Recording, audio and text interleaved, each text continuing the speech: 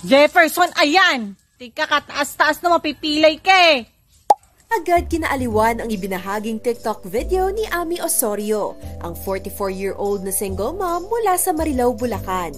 Bukod kasi sa kakulitan ng kanyang puppy, kapansin-pansin din ang kakaibang pangalan nito na Jefferson. Madami nga nagtatanong sa akin niya na bakit daw Jefferson yung ipinangalan ko sa kanya.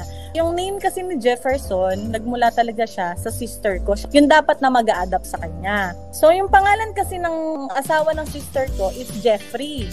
Wala kasi silang boy na anak. So, ang gusto niya is isunod dun sa pangalan ng brother-in-law ko. Dahil hindi ko si Jefferson, hindi ko na pinalitan yung pangalan na Jefferson. Sabi ko, sige, okay na yan.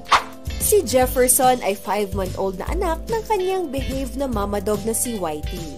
Pero mukhang hindi nagmana si Jefferson sa kanyang nanay.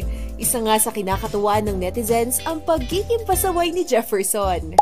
Ha, Jefferson, andyan ka na naman ha. Huwag kang tatalon dyan. Si Jefferson kasi at masyado siyang malambing. Hindi siya actually mahirap alagaan. Kaso nga lang dahil sa sobrang kulit niya, pansin ko sa kanya para ang hilig niya maglaro. Una, 1 galon lang. Kumuha siya ng plastic bottle. Maliit pa nga lang eh. Tapos nakakita na siya ng malalaki. Yun, wala siyang tigil ng kakalaro ng galon. Tapos nakita ko, para napapansin ko, nagkukolekta na siya.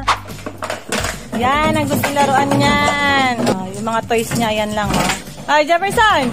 Saan mo dadalhin yan? Pag nakalabas siya ng gate, dun lang ako na-stress kasi pagbalik niya, ang dumi na niya. Kasi dito kasi sa area namin, may area kasi na talagang aapakan niya mga putik, gano'n. Tapos ang hilig niya kasi maglaro doon sa bandang dulo, yung matataas na damo. Hindi ko siya makita minsan, kaya nagagalit ako sa kanya. Kasi pag madumi siya, pag uwi, syempre papaliguan ko siya. Pagka sinasaway ko naman siya, nakikinig siya. Puro nasa age pa niya talaga, yung kakulitan niya. Ayan naman siya. Jefferson! Hari ka, patingin ang mga paa mo. Yan ang gawain mo dyan sa labas eh. Umuwi ka doon. Bukod kay Jefferson, may isa pa siyang makulit na fur baby na ang pangalan naman ay Panda. Di tulad ni Jefferson na laging nasa putikan, si Panda naman ay mahilig magtampisaw sa tubig.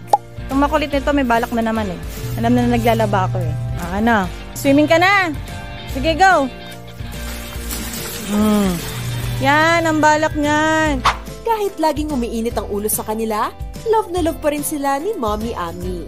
Kaya naman bilin niya sa fur parents, laging habaan ng pasensya sa makukulit na fur babies.